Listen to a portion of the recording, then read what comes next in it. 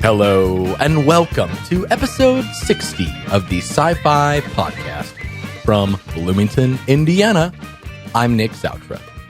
On today's podcast, I am very pleased to welcome Dr. James Jack Justus, Associate Professor of Philosophy and core member of the proudly boutique History and Philosophy of Science program at Florida State University.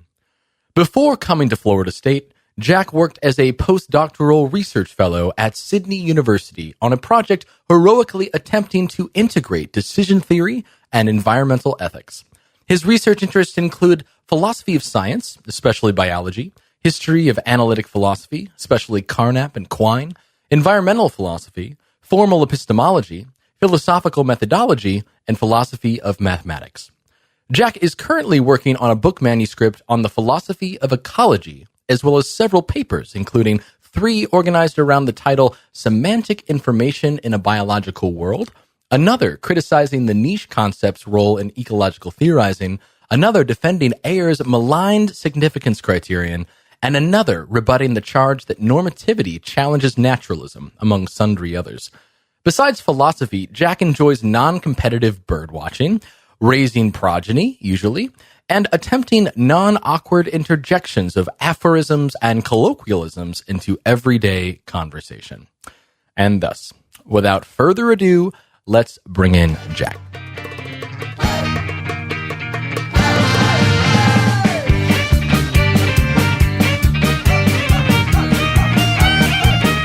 Dr. Jack Justus, welcome to the Sci-Fi Podcast. How are you this Monday morning? Great. Thanks for having me. Thank you for taking the time. How are things down in Tallahassee? They're good. They're not too hot yet, and that will begin in probably 2 weeks. Cool. How was the polar vortex down there? Did it get to did it get to the negatives? No. Yeah, I mean it was really severe. It got down to like 52. Oh my gosh, terrible. Wow. Yeah, you missed out on the negative 30 to wind chill, actually, in the Midwest. Negative 60, I think it was, in Chicago. Yeah. It's unbelievable. Cool. How's the... I grew up... I grew up there, so I know. Oh, really? Feeling, yeah. Oh, fun. In Chicago? Downstate, so like 3 hours away. Okay. All right. So you're familiar. You've experienced this. Know what it's like. How are things getting along in Tallahassee in terms of like the term... teaching, research, stuff like that? So the semester began 3 weeks ago or so. I'm teaching the 2 kind of standard undergraduate classes that I regularly teach, upper division philosophy of science and lower division environmental ethics. Okay. Environmental ethics, they pumped up the numbers of students to like 140 or 50. Oh my gosh. Yeah, and that doesn't really work with the way that I teach, but there's no other way I can teach, so I'm just sort of fumbling Socratically through.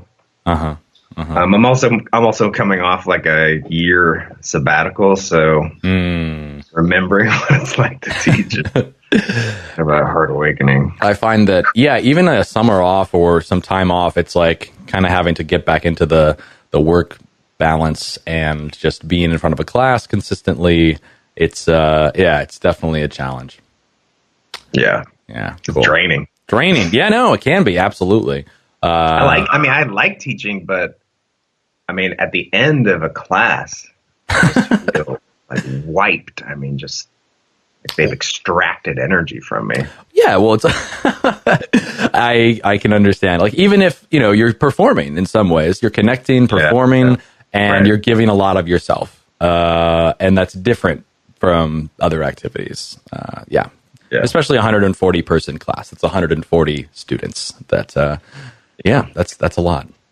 All right. Well, let's get started and let's hear a little bit more about your story as a philosopher of science, how you ended up working in Tallahassee, and the various paths and avenues that you've took. So you mentioned you grew up in south of Chicago. Tell us a little bit about that.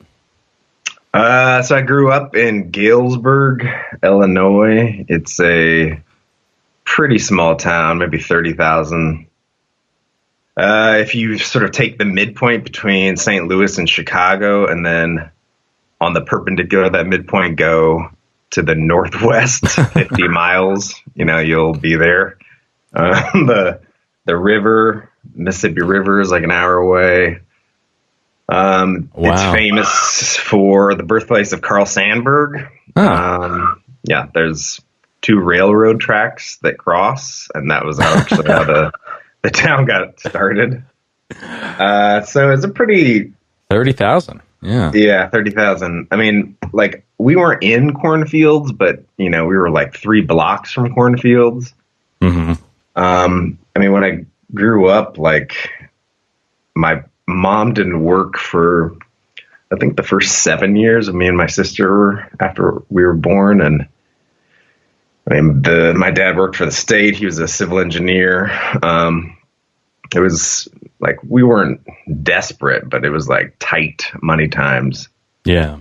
And I mean, the only thing I really remember from childhood is just mostly just running around outside, like, all the time. There's a creek down the way, and I would just play in this creek, like, look for frogs, like, run around with, like, the neighborhood kids. Mm-hmm. I remember it was like a totally different time, that's for sure, because I would remember, like, I'd leave after breakfast, like, during the summer, and we'd kind of be in a radius of the house, and I remember my mom would just kind of, she'd, like, open the back door, and she would just say, "Laura, Jack." And hear it. Then we'd come back for lunch, and then we'd, like, leave again. This is your sister, Laura? Yeah. Cool. So yeah, it's like the open. What radius did you explore? Was this just like within a mile or something, or was this backyard? Or I mean, it depended on the age, and I remember, like, I remember when I was really young, I couldn't. We lived on a dead end, mm-hmm. and I couldn't go past the dead end. Mm-hmm. And I remember, for whatever reason, I think, like, the ice cream truck, the truck with the little jingle. You guys had a little ice cream. Yeah. And I remember, like, I heard it and I wanted it so bad. I was on my big wheels, and I remember I, like, went around the block. Uh-huh. And I remember, like, as I was, and which is way past the end of the dead end. And I remember my, like, dad pulls up in this piece of crap, red 1980 Dart. And I remember he pulled up next to me. He's like, "What are you doing?" Yeah. Oh, fun times. So you make your own fun in a town of 30,000. Yeah, that's right. That's right. It's a small town. You got to make it up. 2 railroads and a backyard, and yeah. Okay. All right. So, spend a lot of time outside. Like, how did, what did you see in terms of, like, your interests growing up? Like, yeah, what were you interested in? How did those things develop and change? Yeah, so my mom, when she started working again, she was a 7th grade biology teacher. And that meant that, as I went through school, I'd never pursue biology because, when mom's into it, it's, obviously it's stamp collecting and it's sort of not deep. And so basically, like, the model in high school was physics. Right. Steve Hawking. I mean, that was just like black holes. Sure. Yeah, so into that. And so basically, then I in high school, I did okay. Like, the high school was really, the school system wasn't great. Like, our high school had no AP classes, 0. Mm-hmm. And you could take, like, the high school just sort of initiated up by itself classes that were like a couple advanced classes. So, like, I took those classes, and you would take, like, a test once you got to college, but there was no, like, official AP designation or anything like that. And so, like, a lot of the teachers just, weren't great. I mean, a few were great, but it's like, there's a sort of mediocrity. You look backwards. I mean, when I first got to University of Illinois as an undergrad, I took, the first of the sort of the physics for engineering students. And, a lot of these students were from the suburbs of Chicago. Mm-hmm. And I mean, they had this stuff. They were way more advanced than I was. I mean, I was just like struggling to keep my head above water initially until I caught up. Sure. No, I can relate. My own high school, it had AP classes, but it was definitely not. It's like it's interesting to then meet the other students in some of your more advanced courses in college and realize, wow, right. There was a different kind of or folks from Europe, let's say, who had secondary school in a European system. It's just like, oh wow, there was this other kind of educational style. And so maybe there's some advancements in certain areas, but then definitely having to kind of recoup some of that which you didn't get is sort of your responsibility as you kind of come up. Yeah. But so physics was the thing, or go ahead. Yeah, I mean, it was like engineering physics. So you're basically doing a physics major, but you're in the engineering school. I detested this course called GE 103, General Engineering, and it was just like the actual engineering. Like you had to learn about like screws and do drafting. Yeah, like literally building and designing. Like CAD stuff. I was like, sure. It was like the first B I got. I mean, it was just like I hated it so much. And so anyway, like I the first like year and a half, I just did the sort of standard engineering / physics track, and then I finally got into like the physics for real physics majors classes. Mm-hmm. And it was I think dynamics, right? Mm-hmm. So like relativistic dynamics. And it was like, I mean, like we would get these problem sets, and it's like, it was just not clear what the rules were for solving these things. Like, and the kids that would like found it so easy, they would just have this like intuitive grasp. Yeah. Of, like, and so they just start, these cancel out.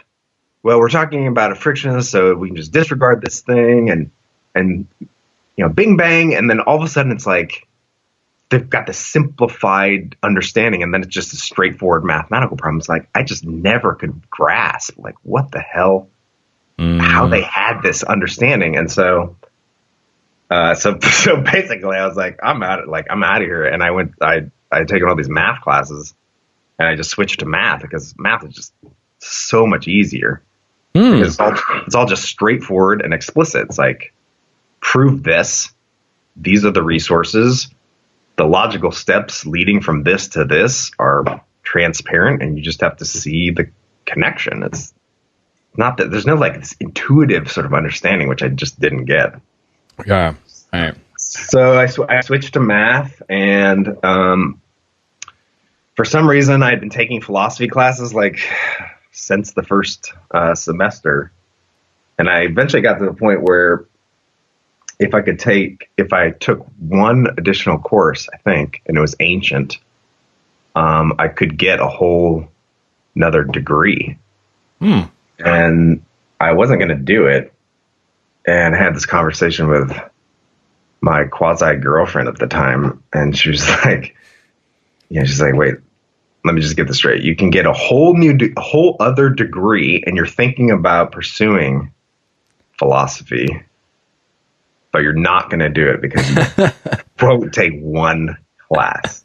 And I was like, yeah, you like when you put it that way. Like, yeah, that makes sense. Yeah. Oh, geez. So did you cave? Did you take ancient? Yeah, I took ancient. I got the degree. I had to. So when I was a sophomore, I think, sophomore, I was pretty good at math, and so like they offered me to have this like job called a classroom assistant. It's like there was like a graduate student teaching a kind of remedial like Algebra 2 sort of class. Mm. And then I was like the helper. Mm. And so I would run these like math labs. They would have these like group labs. And that was my sophomore year. And it was like, I mean, in retrospect, it was really lucky because within the first, definitely within the first 2 weeks, it was so clear. I was like, I want to teach at the college level. This is fantastic. There's just no doubt. I want this. How did you know? What? It's not one of those. Yeah, it's like. Well, I mean, or what was? It could be. Language might be difficult to describe, but like, what are some of like the values or like the things about it that felt like, this is something that I want to do. I mean, on the one hand, probably primarily from my parents. I mean, I've just always been curious, loved science, loved learning things. Yeah. And then, so I'm doing that, in this job, and to like be able to like explain something to a kid, and then who was like, 1 year below me in age, but like explain it, and like the person sort of gets it, and just like the joy. I mean, yeah. I mean, it was just, like the value of the experience just strikes you. Like there's like, if I can get paid for this, I'm doing it. Like this is fantastic. Yeah. And so I just had, so that I was 19. And then when I made that decision about getting the additional degree, I think I was just like starting the senior year. And then I had to make a decision. I was like, well, am I going to go into math or philosophy? And that one was actually, like, that decision was actually made. It's not really a decision, but it was just sort of, it struck me. Like one morning I went into the math library at U of I, Altgeld Hall. And it's like it's really cool building. It's like a really great library. And the sort of main room's got all these like big legal tables, and they're all parallel, and they're divided by like these big shelves. And when I walked in, I had taken some upper division math classes, and like, so I knew some of the math grad students, and I walked in that morning, and it's like, there's probably like 6 or 8, maybe, these grad students. Mm-hmm. And each one of them was like sitting at an individual table, and they all looked like they're about to commit suicide. I mean, it was like, like one person's like staring out the window, like totally dazed, fried. The other person's like head is on their arm. Like the other person is just sort of like looking around. Like you could tell they've been up all night trying to like solve something in some class that I'm sure they had together. And I was like, man, I'm like good at math, but I'm not excellent. And right. I'm going to end up, 40 doing years. This. Yeah. Not only this, but it's like, 40 years later, after like making it through all this, I will have proved like 5 things about some esoteric ring that 2 other people, can follow. It has no sort of application to anything. Like, it's just so narrow. It's like, but philosophy is like so wide open. And it was just clear, like in an instant. Like, yeah, okay. Makes sense. Very nice. When I told my parents though that I had chosen philosophy. Yeah. What was their response? Yeah, he's like Midwestern. Like my mom, I remember my mom was just like, she's like, "Oh, Jack, I hope you can get a job."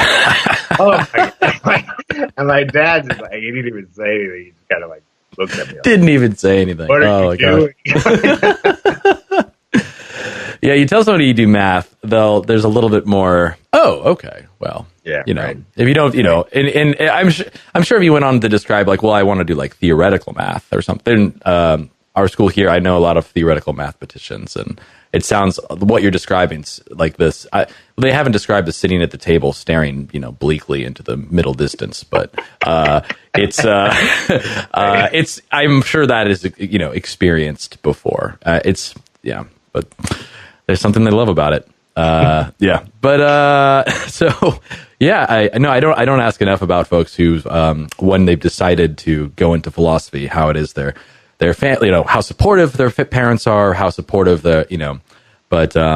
So so you made the decision that, this is clearly higher ed is something, that feeling of getting to, really communicate ideas, see that happen. Like I can totally relate. It's a really wonderful feeling to do that.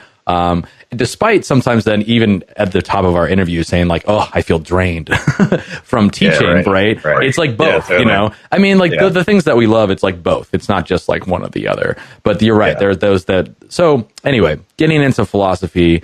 How did you go about seeking out then training in it, deciding this is what I want to do? So, I had no idea like what I was doing. I had these 2 degrees. I took the GRE. I did really well. The quantitative, I almost got perfect, the math part. The rest was like high, but not like insanely high. And so it's like, okay, throw some applications together. And like, I didn't have any real clear guidance from the philosophy department at University of Illinois. Is sort of, I've heard like, obviously like much later people tell you stuff as a prof and even as a grad student. It's like that place was sort of dysfunctional at that period. And it's like, now I can sort of see it. So, just to give you an example of how dumb I was, I applied to, I don't know, like maybe 15 programs or something. And the writing sample, so I could have used I had a writing sample that was on like the adequacy of first order logic, the Quinian, Davidsonian point to do mathematics and to do philosophy. And I had a paper like pushing against that. I had something in philosophy and math.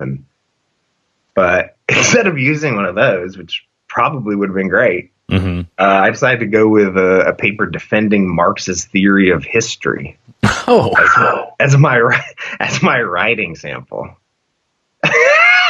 And so I could just imagine Pitt getting that and Cornell getting that. It's like, wait, this guy's like math and sort of very sciencey, but what?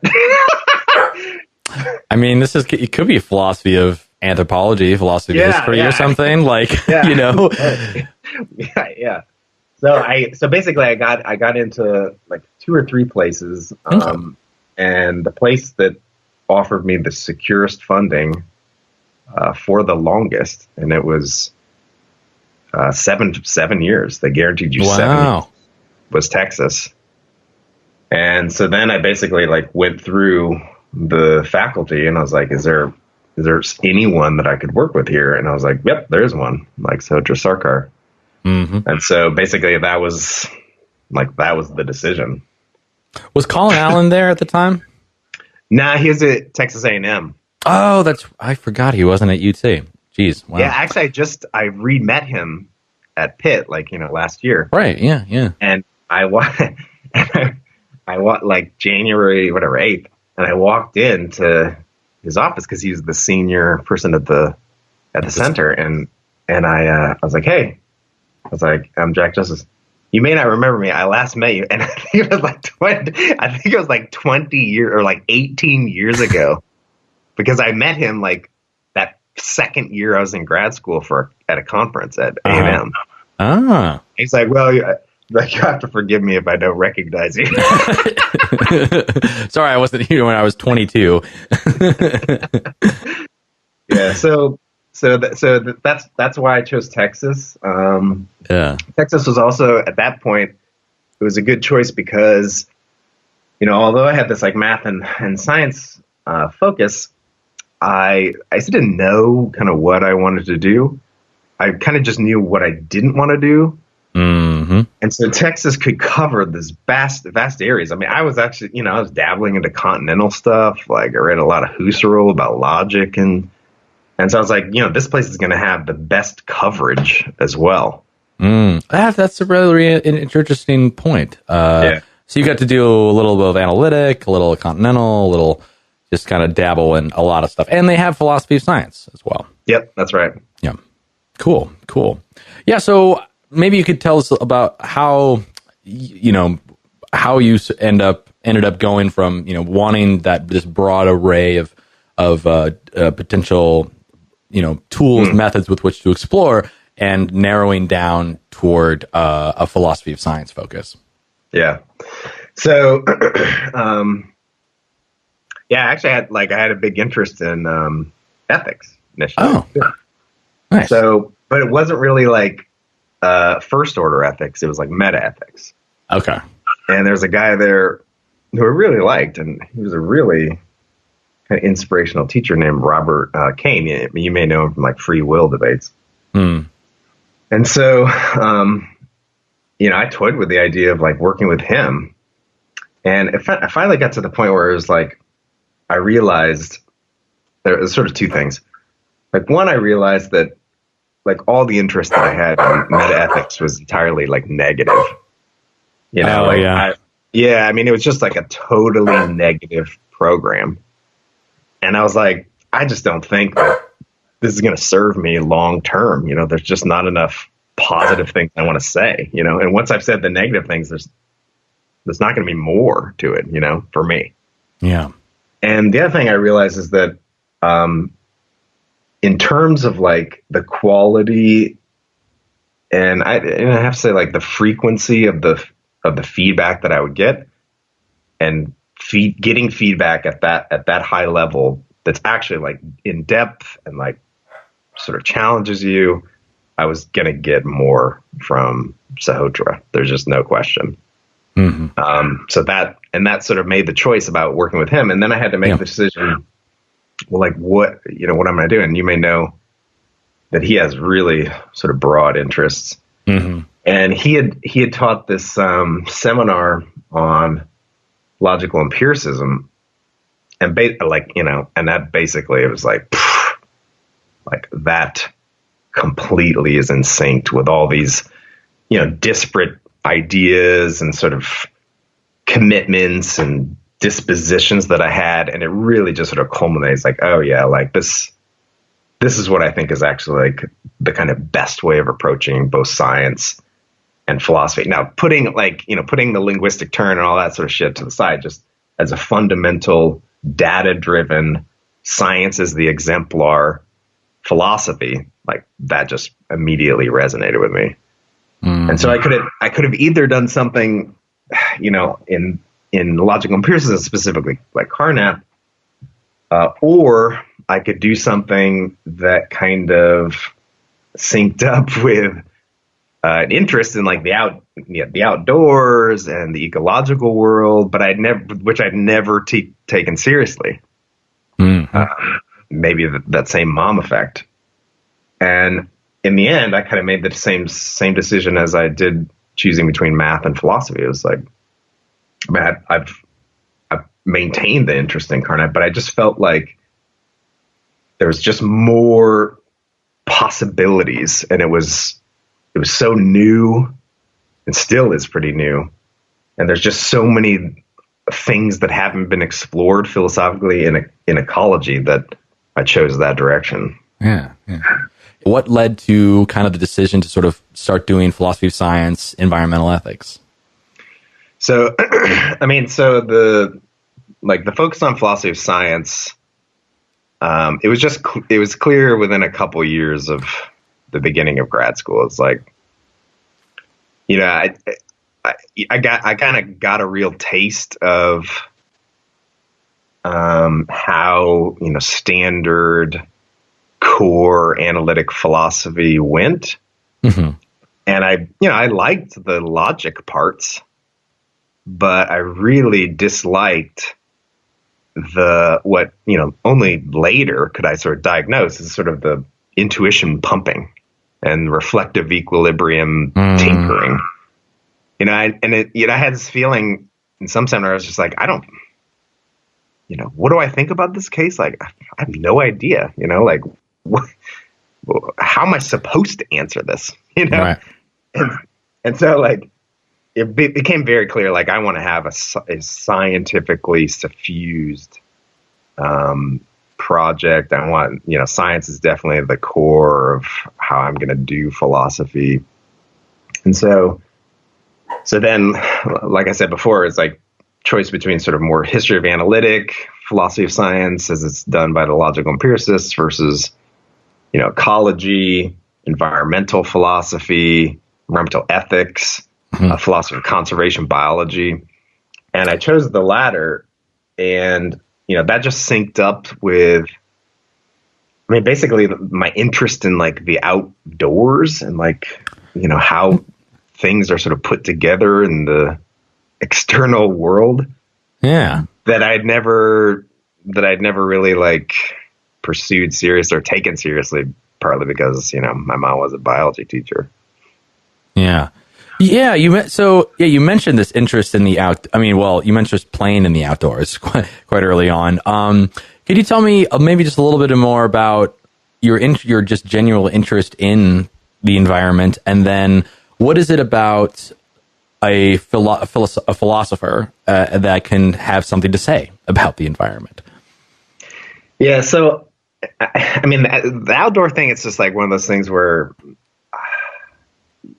there's not really like a cognitive set of, it's like I just love playing outdoors.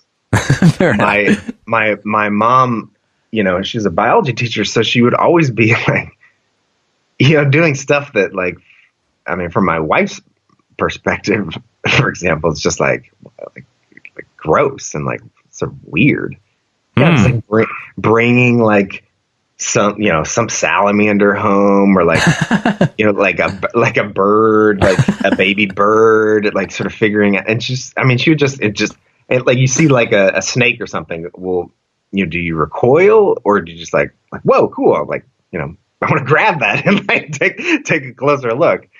That's exactly how she was, and it just felt, just like sloughed off on me. And so it's like there's no, the elevator speech about philosophy of ecology and the environment. You can talk about things like, well, you don't really get a full picture of the biological world if you just focus on evolution. Evolution occurs in an ecological theater. Like, how do you even understand selective pressures if you don't understand the ecological dynamics that lead to them?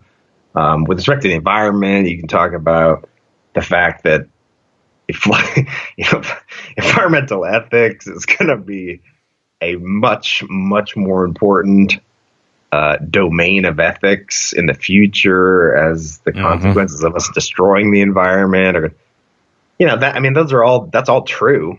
But just to be honest, I'm just interested in it. Like, it's just the way it is, Yeah. Yeah. And if I can do that, if I can do the philosophy, the thing that I'm interested in, it's just, I'm going to do it. Fair enough. So the thing, So what kinds of questions then, if you really just like the environment for the sake of liking it, what kinds of things, how do you apply the philosophy to it? Yeah. So then, you need to get clear about what the best science says. Mm-hmm. And there, ecology is a super rich domain. It's also like idiosyncratically really well suited to my background because, ecology, maybe more than you would expect, but it's a very mathematical. There are people that are just like field ecologists, but the theory is very sort of mathematically sophisticated and deep and intricate, and being able to like wade in to the math that's supposed to represent these ecological dynamics. That that was sort of perfect for me.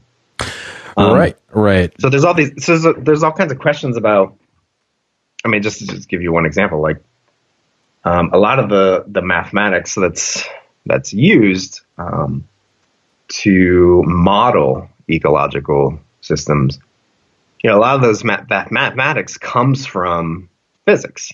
You're using dynamic systems modeling to, and the thing is that often the assumptions that are made that allow you to get that mathematics going, those assumptions I would say, are more likely to be defensible when you're talking about a more prototypical case in physics, but it's not as defensible when you apply it to the ecological world, just because the assumptions you're making don't line up with what's the case or what's not the case about these ecological systems. So as a philosopher of science, you can point out that, some of the, you can point out in a specific way that some of the assumptions that are made in these ecological models are assumptions that are not just like physics envy. It's just inappropriate application of a certain kind of mathematical approach. How did you come to see that it was an inappropriate application? Like, what's an example? Because I mean, this is interesting, because I find that we see a lot of these applications. I mean, in various sciences, in systems biology, now in psychology, and some of these other social sciences, they're starting to adopt them. What was it about then? I mean, you then, having understood some of the mathematics and the physics, what was it that stuck out to you as like there's something a little bit off about this?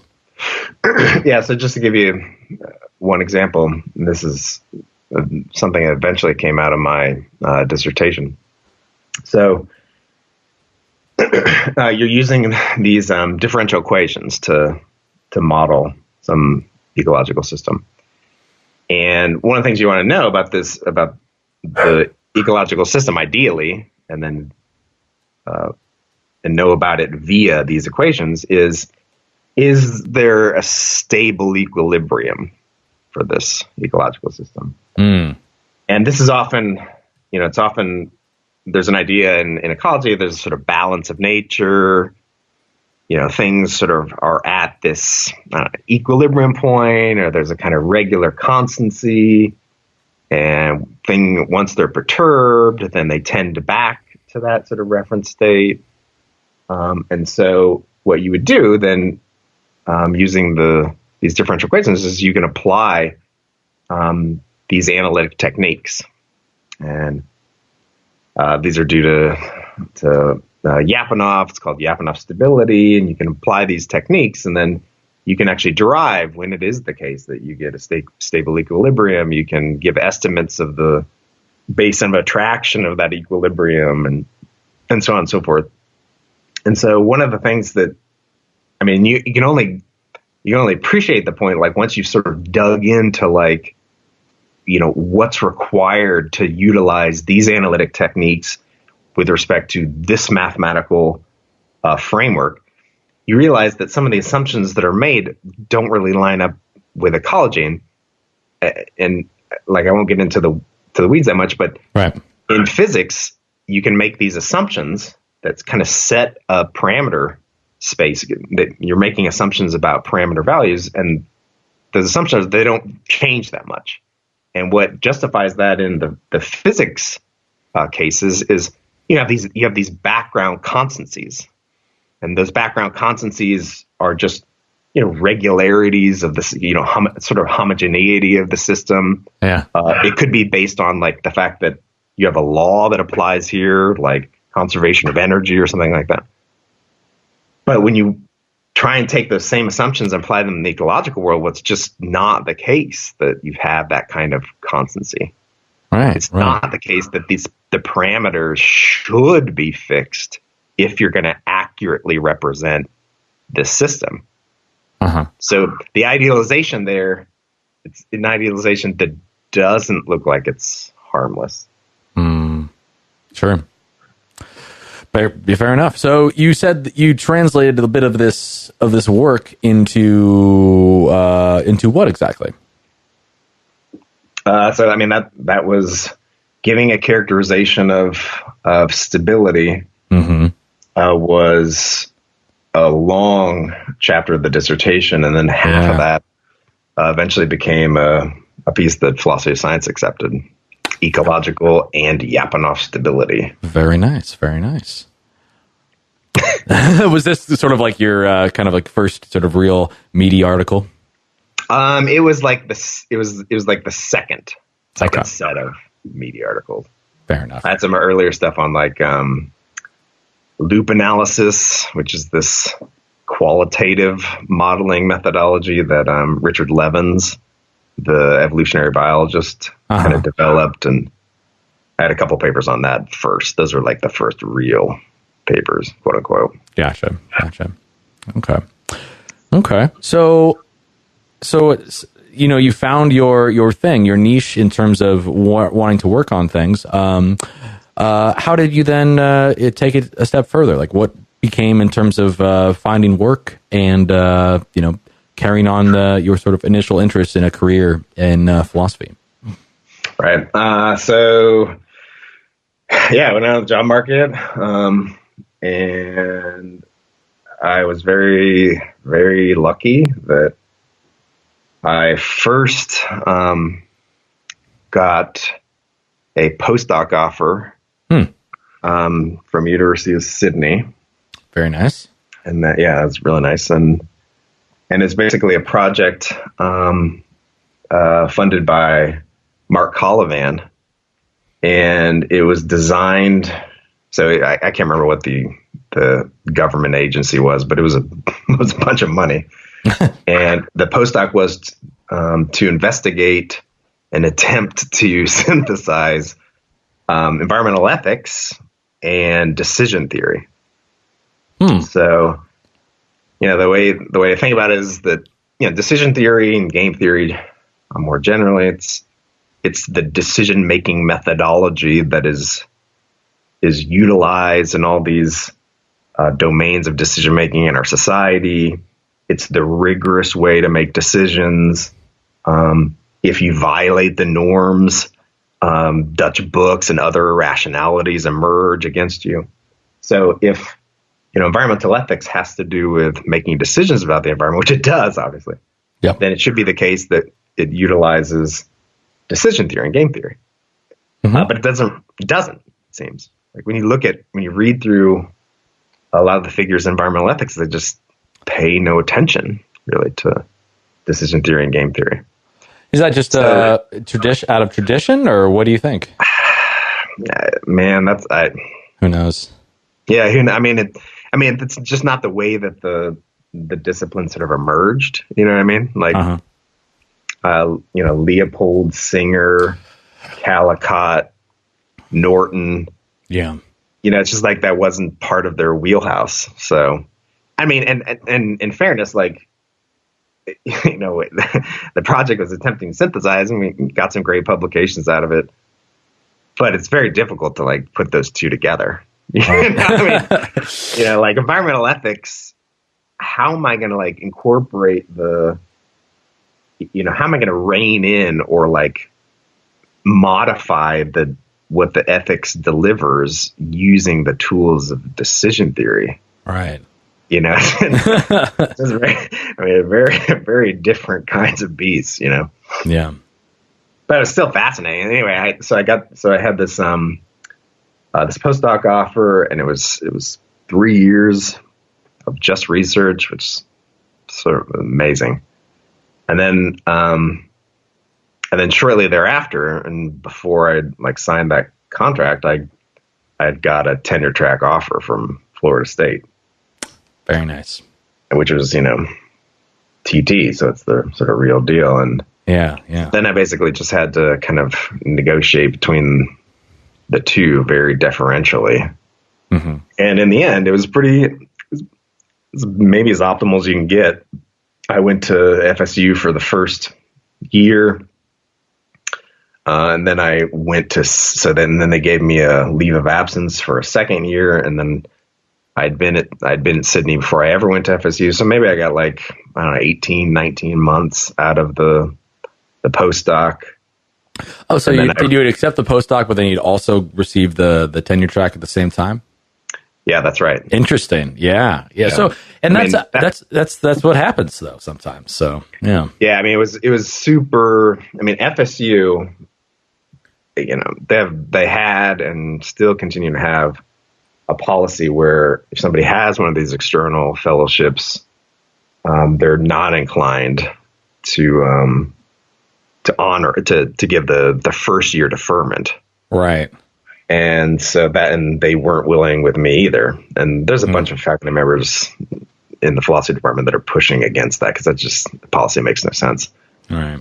But so they didn't. So it was extremely fortunate that on Mark Collivan's end, he had flexibility with the money. So he actually, had me there for 5 months before I started FSU. And then it was fine for him to not have a postdoc for that 9 months that I taught here. And then basically just sort of restarted once I went back. But if he hadn't had that flexibility, then I would have had to be in a position where I would have turned down at least a full year, a year and a half of research to take a tenure track job at FSU. And I would have probably have done it. Right. It would have been dumb. But I mean, that would have just been terrible. I mean, it just makes no sense. Right. So, so how did you, so tell me, explain a little bit again. So how did you go about then, where were you working? So you worked for a little bit at Sydney and then went to FSU? Yep. And then basically the second the semester was out, like first week of May, I went back to Sydney, and then I was there for like 15 months or, so a summer, full academic year, another summer, and then back to FSU. And actually, wow. When I went back to FSU, oh man, it was, Kim Strelny has this like workshop where it's people that are kind of his students and people that he has close collaborations with, and his students and so on. And it was like south of Sydney, Dolphin Beach, I think it was. And it's like, I don't know, 6 or 7 hours by drive. And it was like, it was 3 days. And like the last day was the day before classes began at FSU. Oh. And so he invited me to come down. I was like, I'm not going to like miss that. And so basically I had packed up like all this crap that I had in Sydney in like a just huge duffel bag. And I just left it at a friend's. I rented a car, went down there, like participated for 2 days, gave the talk. And then it was basically like I drove 7 hours. I picked up this duffel bag. I went to the airport. I caught the plane, went across country. I arrived at like 8 in the morning, I think, on the Monday after traveling like 36 hours or something. And then Tuesday was the day that I started teaching. Man, you couldn't do that now. That's amazing. That's, I could, oh my gosh. So did you like your time at Sydney? Was what was that like, going from, having studied in the States and then doing a postdoc, having some opportunity, interest. Yeah. I've never heard of this situation, although given that they have a policy, this is much more common, I imagine, than, I was led to believe. Most places, I mean, just think about the logic of it. Most places that are a research tier 1 place, the policy is, we've decided this person is the person we want to hire. This person has this feather in her cap of a year of research. That research is going to accrue to our department. So we're obviously, it would be foolish of us to like a lot. Exactly. Yeah. I mean, the flip side is like, well, there's a worry that the person's going to like take that year. She's going to get a bunch of research out and then go on the market again. And then, right. And sort of be a flight risk. Sure. But look, that's, I mean, that's a risk you must take. I mean, you can't, like, that can't be the thing that guides the decision. Yeah. You are tier one. You are a great department. You are going to expect that the person's going to come back. And if they don't, well, like, that's just the way these things go, Yeah. Yeah. So anyway, I mean, it was, Sydney was an unbelievable experience. I mean, the level of activity, the people like coming, it's like this international destination. So all these people from all over the world come and, pay a visit there and give a talk and sometimes stay for extended visits. Like I played local host to Elliot Sober when he was there as like a distinguished international visitor for a couple months. I mean, it was fantastic. That's great. So then, it sounds like a really good experience. What about, so in terms of starting your tenure track at Florida State? Tell us a little bit about that. Like how did you go about developing your projects? Were there any particular projects you were excited about that you carried over from your time at Sydney that you then went on to develop in Florida? Yeah, I mean, basically like everything from Sydney I sort of carried over, all those interests and all the seeds that began there. I mean, particularly pre tenure decision. Yeah. I mean, you can't. I mean, to some degree, you obviously have to worry about. I mean, you're shooting for the best journals, but and I'm it definitely is the case that I have a tendency to be a bit of a perfectionist. But pre-tenure decision, you really need to like make sure you just constantly have a stream of things going out, getting evaluated, because you don't know whether you're going to have this string of like, oh, you just hit some crappy reviews. Right. Yeah. It's sort of like you cannot afford to do that pre-tenure. So basically anything and everything that I had, I submitted. And once I'm like, post tenure, then you can like take a bit of a step back and potentially like broaden your interests. I definitely have tried to do that, but you just don't have that kind of luxury pre-tenure decision. Yeah. How was it communicated to you in terms of like what you needed to do? Like you've talked, so it sounds like, by the time you've gotten to this point, you have a pretty clear picture of what it is you need to do. How did you come about that? What kinds of sources and information did you listen to, in terms of getting sort of the idea of, okay, this is what I need to do to be successful? Yeah. I mean, our department has bylaws, and the bylaws are explicit. And okay. If I remember correctly, I think it was like they want three major publications, like in the best journals every 2 years. And that's now that they state that. They don't state that as like a minimum condition, but you should treat it for sure as a minimum condition, because like you just don't want things to be close at all. Gotcha. So you really want like 5 or 4 or you're you do not. So basically, like you want it to be the case that when your portfolio comes up, it's a no-brainer, because if you get closer to the line, quote unquote, well, then all kinds of things that aren't really focused on your research can start emerging, and once those things starts emerging, obviously the standards for evaluating them are not as clear. The perspectives of other individuals cannot be your own. And, you just don't want to screw with that. Right. And so I got really, they were very transparent the whole way. By the time that, I came up, it was sort of like, I didn't have any doubts. I felt very confident. I mean, at least in the department's assessment.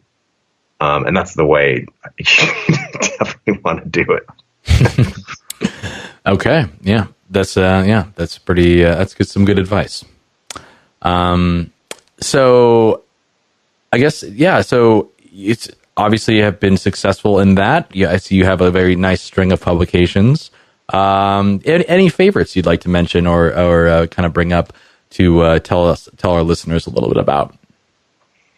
Wow, favorites. I mean, these are all my babies, you know. I'm going to ask you to pick favorites among the children of publications. This is just what we do. So, or maybe ones that have either, you know, you feel either have had the most impact in the field, or you feel like maybe have caused you to change the way of your thinking in relation to the particular discipline or philosophy of science. Or the content of it, or the philosophy of science in general, like taking on that project. Yeah. I think that, I mean, if you gauge it in terms of impact and you gauge impact in terms of citations, I don't know this because I haven't actually looked at sort of citation numbers, but I think at some point in the past, I got kind of tricked into going to into ResearchGate and having a profile in ResearchGate. And I think for sure that my most cited one of the publications is a piece that was in Trends in Ecology and Evolution, and that was one of the pieces that came out of the Sydney time, and it was called "Buying into Conservation: Intrinsic versus Instrumental Value."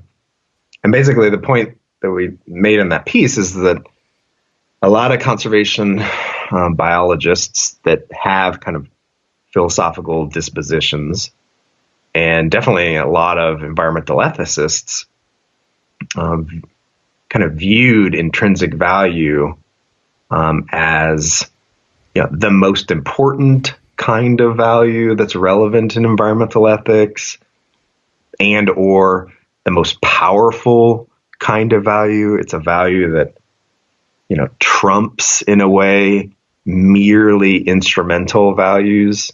And part of the point of this relatively short piece, but I mean, I think it's a great piece, is just to point out that,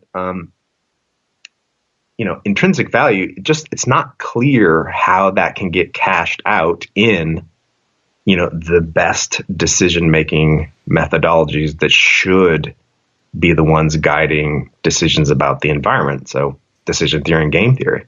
Yeah. And so it's just not clear how those kinds of values can input into some of the standard ways of doing decision and game theory. And the kind of value that does have a clear input is instrumental value. Because even though it's very difficult sometimes to assess like what the instrumental value is of this entity for other people, at least you have some way of tracking it.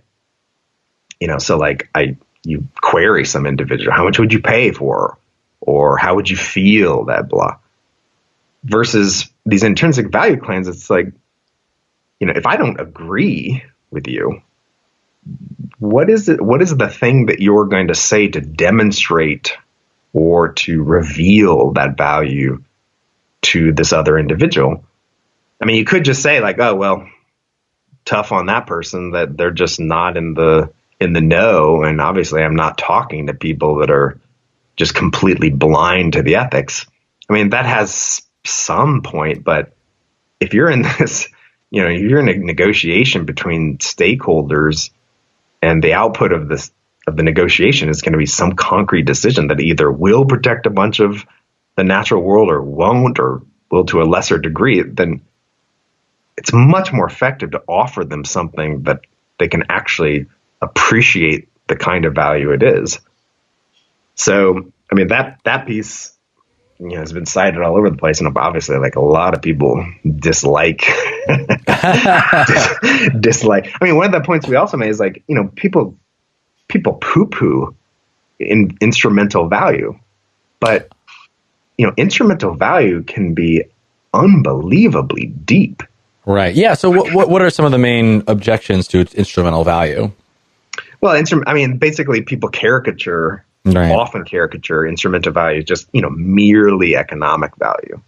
Gotcha. And so the idea is like, you're just when it's people that just you want to put a number on it, but On the we all know that yeah. putting numbers on things can often skew their true value. And we don't disagree with that at all. Right. But to think that then the only resort, given that clear failing, is intrinsic value, is just to caricature and to much too narrowly construe what instrumental value is. I mean, one of the points we make is like a lot of the work that's done by a lot of work that people want intrinsic value to do as a concept looks like it's also done by something like existence value. And existence value is just the value that something has to a valuer merely because it exists. Right. So not even like with respect to me looking at some glossy photos and beautiful documentaries of these things, but just, I want that, even independent of that, like I just want that kind of thing to exist in the future. Yeah. And that's instrumental value. So anyway, that's one of the pieces and that's gotten a lot of press, quote unquote. One of the pieces I really like that I've written. That sounds so weird. Yeah. Is this piece that defends Carnap's last criterion of empirical significance. That piece I think really makes a deep point that most people who have these like straw mannish views of the logical. Oh, this was the one in Published in Mind. Yeah, that one. So basically, like, you read some of these histories of analytic philosophy and logical empiricists, and these, we pat them on the back for their drive to make philosophy scientific, but they were thoroughly sort of confused and misguided. And one of the ways they were misguided is they, thought that there was a verifiability criterion, or they could reduce all meaningful statements to a finite number of observation statements or something like that. Yeah. And that's just toys. Those are toy caricatures. So, Carnap proposes something in the methodological character of theoretical concepts, this piece in 1956, that doesn't fall afoul of anything like the cocktail criticisms of Ayer's criterion, which I actually don't think are good criticisms, but the way it goes in these popular assessments. And it's a technical, you got to get into the logical weeds a bit to understand what the criterion is, but basically it just forges this way of diagnosing whether some term has a connection to observation statements, just some kind of connection. Mm-hmm. And the criticisms that were made of it, and that not a lot of people paid much attention to it because I think the fashion was kind of changing at the time, but the few criticisms that were explicitly made of it and were thought to have like demolished the criterion, just like Alonzo Church's criticism demolished, quote unquote, Ayer's criterion. They just weren't great criticisms. And so the piece just kind of shows how they're not great criticisms and how, as it looks now, this criterion looks like it's defensible. And how was this? So how was this paper received? It depends on who you talk to. Yeah. So people that are like work in the history of analytic that, work on logical empiricists and right. And Carnap and Quine and Reichenbach and Hempel and so on.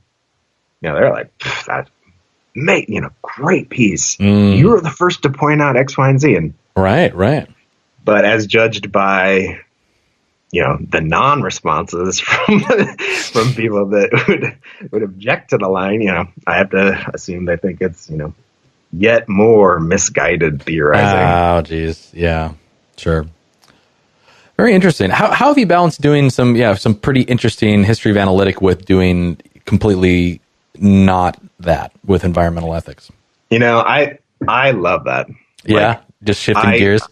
Yes, I mean it is. It's great. It's like because there are overlaps. Obviously I'm taking kind of the same. Well, I am giving the same kind of approach to both domains, but the domains are so different. Yeah. And so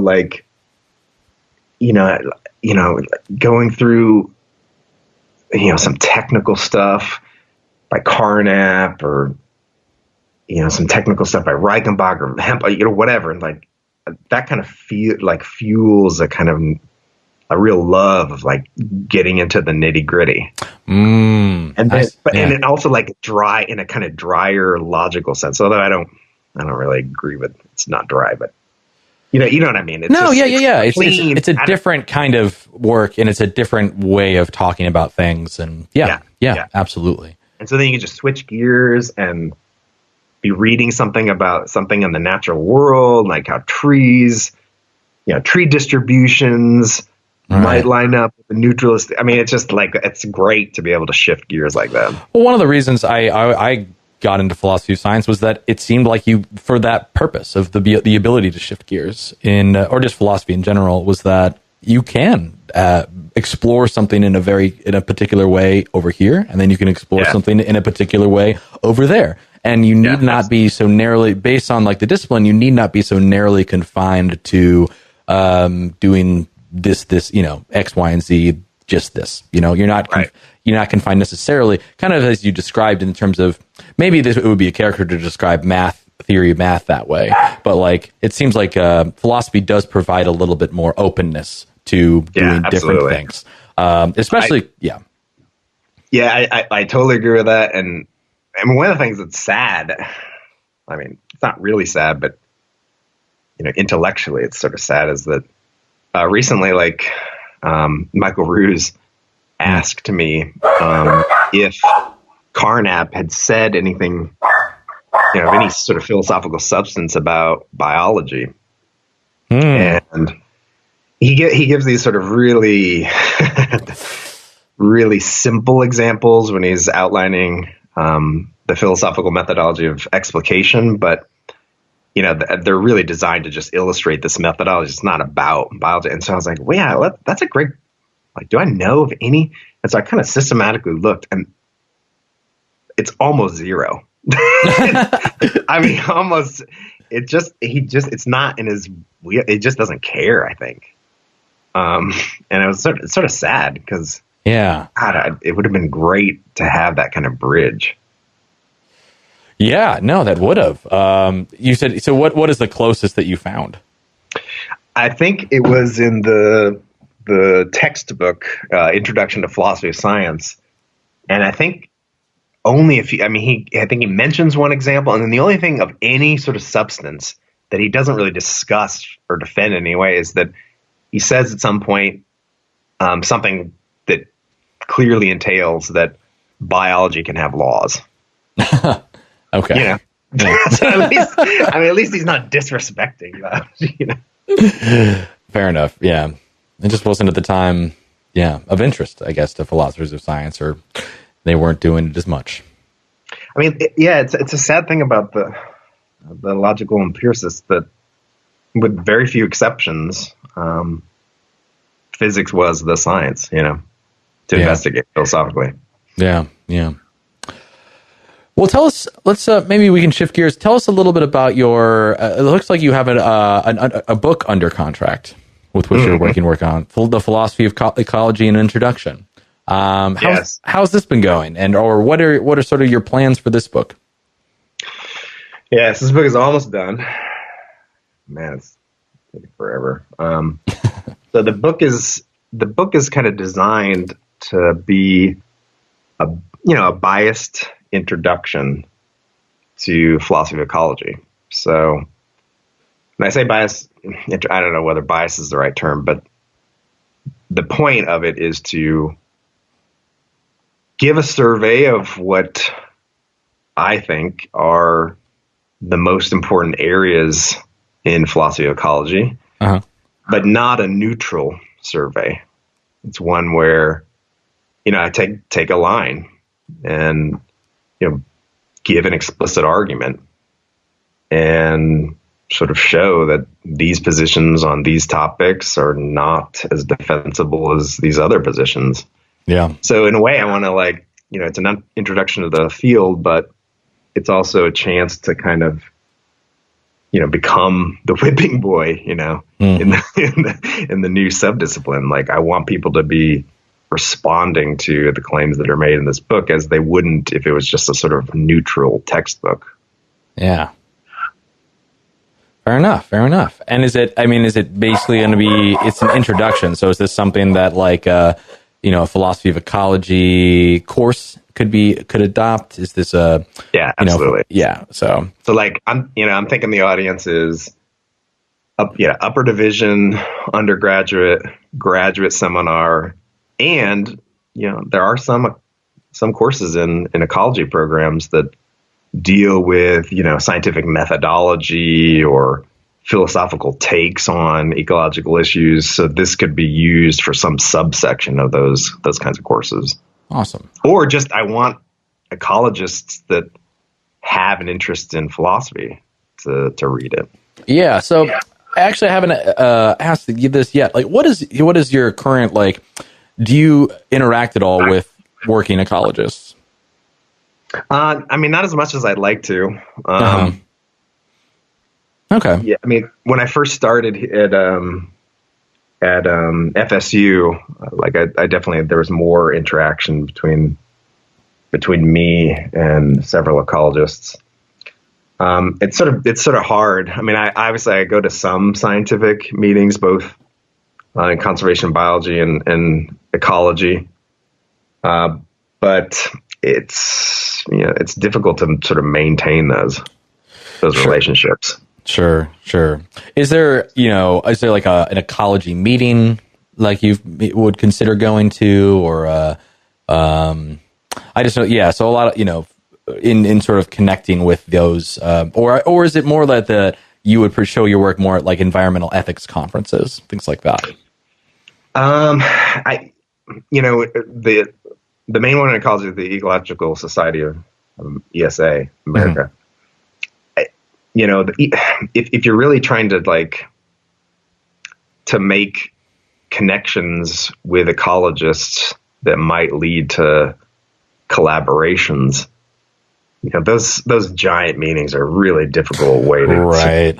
It's just not as conducive to face-to-face meetings where you actually bond and then get interested in some joint project. So for me, it's more when scientists, for example, at Ishkabibble, when there are scientists that are there, or you can, it's a good example, as part of a symposium proposal, you include an ecologist because you think that they'd be interested in presenting something that they have that might be philosophically oriented.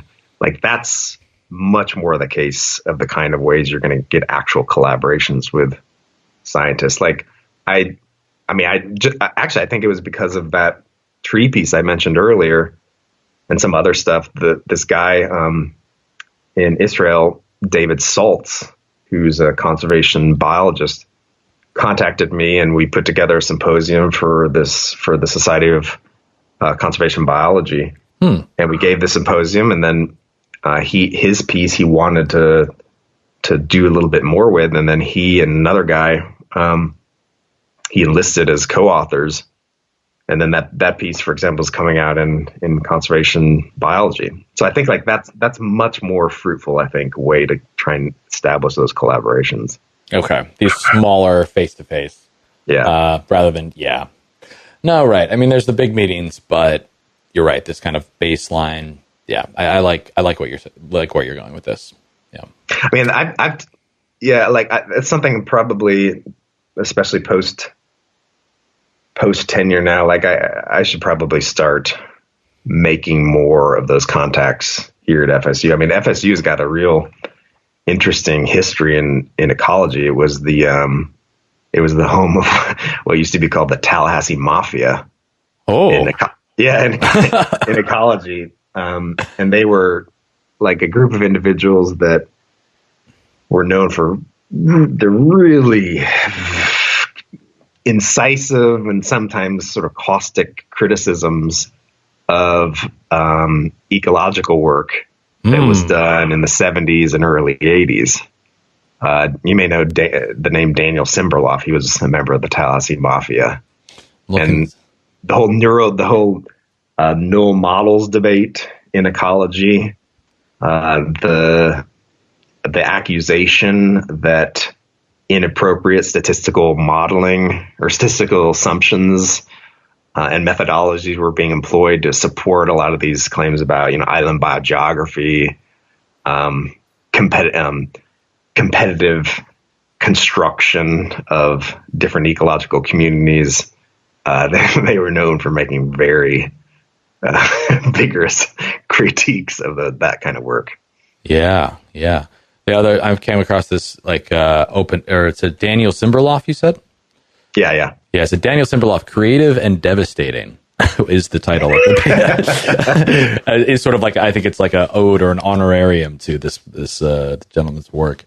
Yeah. Okay. Interesting. So now post tenure, so you're working on a book. You mentioned earlier, like, of potentially wanting to broadening out, or, do you have any, what is sort of your trajectory, your now that you have been tenured for past few years? Obviously you get to take advantages of things like going to Pitt, where we met. That was amazing. Yeah. But yeah, what is your plan? The plan is like, I'll finish this book, and the book has obviously caused a backlog of papers, so it'd be interesting to know whether this is true of other professors, but basically, like, you get this backlog of papers that, it's not just an abstract that you constructed and a PowerPoint that you slapped together, but it's like, I've got the sections of this thing. I know the basic content of how the arguments are going to go in each section. Maybe even I've written a kind of rough draft. Yeah. But I've got 6 or 8 of those. And it's I'm just going to keep working through them, Yeah. Well, fair enough. Got a lot to get out there.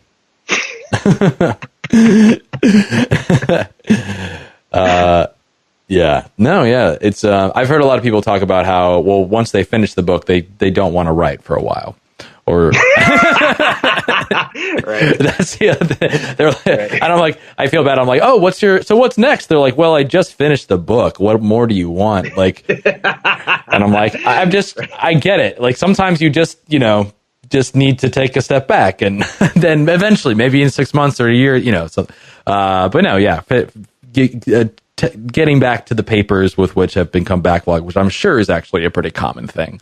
Juggling. I think Russell, I think he says in the autobiography that Principia Mathematica broke his brain. Like, he couldn't do logic at that level anymore. It was just like it broke. That's amazing. That's really telling. Okay. Well, let's actually get to one of the final questions I have, which I've been asking many folks, which is, what do you take to be the greatest challenge facing philosophy of science today? Good question. The biggest challenge. I guess I can interpret that a whole wide variety of ways, right? You could. Typically, I've been interested in more so like in terms of like disciplinary challenge or methodological challenge, as opposed to things like, quantum physics being the greatest challenge, content way, Right. or maybe for you it could be like ecology, but I don't want to bias your answer too. If you want to mention something where you're like, actually, we have to figure out these ecological models. That's the biggest problem, or, we need to understand game theory or something. That's also totally fine. So I'm gonna shut up and whatever. I think the future for philosophy of science is really bright, and I think it's bright because I think that the focus on interdisciplinary work has the most promise for saving a lot of humanities.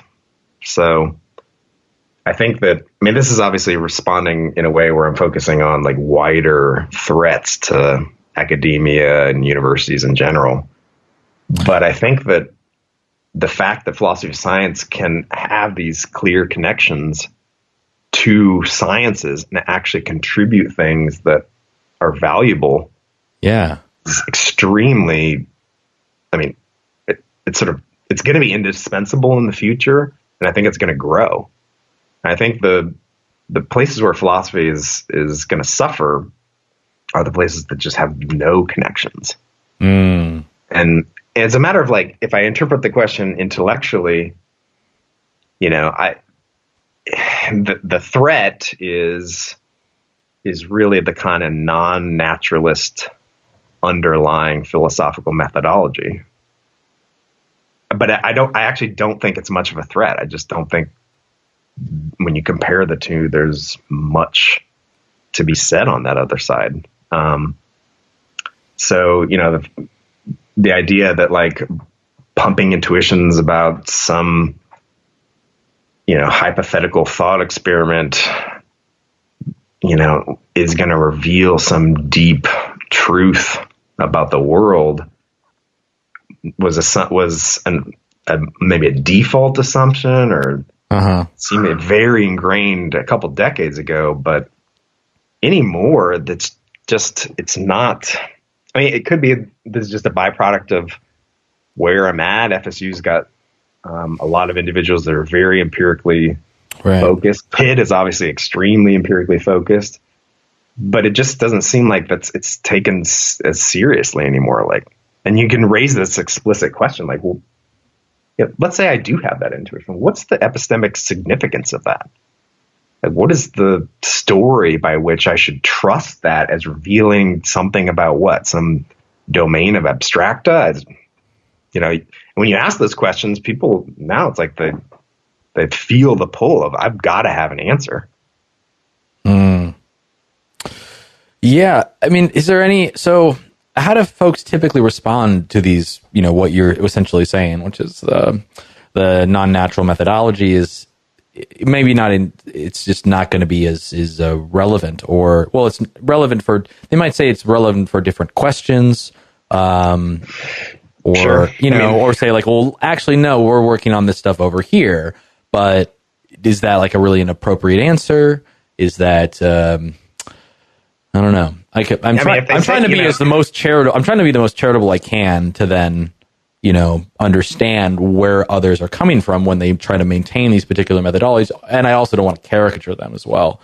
But yeah, totally. Yeah. I've got a piece, Carnap, on concept determination, and I just defend Carnap's method of explication. And towards the end of that piece, I just run this dilemma, and the dilemma is that, let's say it is the case that revealing these intuitions does reveal something philosophically important. Yep. And the question is like, well, that's an output. That's a data output from a certain community. And one question that has to be raised is, if that's of value, is that the best way of extracting that kind of information? And if the answer seems to clearly be no, that's obviously not the only way to extract this kind of information.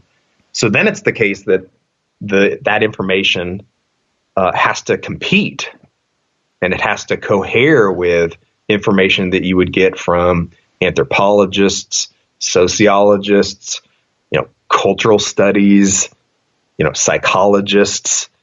So it's just one of many different ways of extracting this kind of information. And it's not the case probably that the information is going to always point in the same direction. Right. And so there's that. And then if somebody says, well, this is sort of special, this is the information that should normatively compel us to characterize these concepts in these ways. And then you just ask, well, what's the basis for that normative conclusion? It has to be, it's not just that it's revealed to you. I mean, that's just a descriptive fact, let's assume. But what from that then yields this normative force? And Carnap with explication has an answer to that. But, the answer on the other side seems to be something that requires a certain sort of rationalism, a certain commitment to something that goes beyond scientific methodology. And at that point, it's not clear what the basis is for that. Yeah. Fair enough. So in terms of the challenge of, what I heard and what I've interpreted you kind of discussing as we've discussed this question is that, there's a bright future for some, maybe not so much for others, or might just have a more and more difficult time justifying what it is we're doing. And I've heard actually this from other respondents. It's sort of like the biggest challenge for philosophy of science, or perhaps philosophy in general, is just like justifying how it is, why are we a discipline? Why are we still a discipline? And how can we develop, where do we want to go? Now, I mean, there could be always room for doing history of analytic philosophy or history of continental philosophy or just history of philosophy in general. But in terms of how it is we interface with other disciplines or just knowledge in general, it's a big question, and it's not necessarily clear how it is we need to justify, but it's sort of sad that we, that is such an important or pressing need now to be able to justify, these disciplines. Because if you don't justify them in terms of outputting more widgets, well, then what is the real point? I mean, that's sadly the times we're in. I know. It'd be interesting to maybe talk to some other. I think I've read articles by other humanities folks who have argued against the need to justify or the need to, I don't know. Perhaps we could talk to another discipline and find out how you dealt with this issue. Right. There's plenty of other disciplines out there, not philosophy, that get the same kinds of criticisms, that are going through the same kinds of identity crisis.